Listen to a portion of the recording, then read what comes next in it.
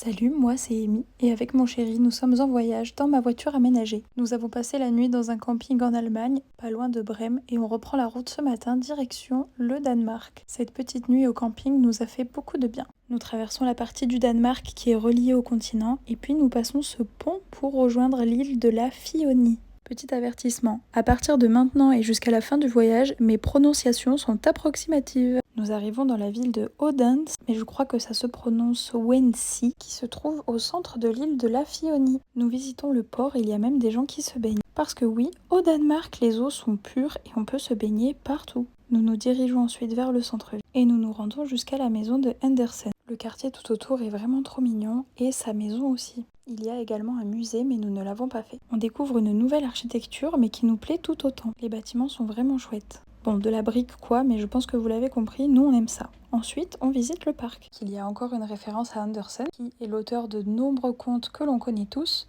et qui est originaire de cette ville. Le parc est très très grand et on n'en fait qu'une petite partie parce que de manière très soudaine, David est pris d'une envie de glace. Donc comme nous sommes pas loin du centre-ville, on y va. Il y a ces pas imprimés sur le sol qui sont beaucoup trop grands pour nous. Et nous arrivons à la glace. Ensuite, nous reprenons la route. Le premier spot dodo que j'avais trouvé ne nous convenait pas. Donc on décide de s'avancer pour l'étape de demain et on traverse le pont qui relie l'île de la Fionie à l'île de la Zélande, avec un magnifique coucher de soleil. Alors je vous avoue qu'à l'approche de ce pont, j'ai un peu paniqué. Il fait 18 km quand même. Et autant le premier était gratuit, mais celui-là coûte 30 € si jamais. Et nous arrivons dans la toute petite ville de Korssor. Non mais regardez-moi la taille de ce pont s'il vous plaît. Nous sommes le 21 juin, donc le solstice d'été. Nous étions un peu tristes de pas faire la fête de la musique en France, mais la vie nous a gâtés et nous sommes arrivés complètement par hasard à ce petit concert absolument trop mignon et incroyable. Tout le monde danse et tout, franchement c'est la fête. C'était trop bien, on s'est régalé. Et riche de cette belle soirée, nous allons dodo. Donc comme à chaque fois qu'il y a d'autres camping-cars, je suis rassurée. Et j'ai très hâte car demain je réalise un vrai rêve pour moi.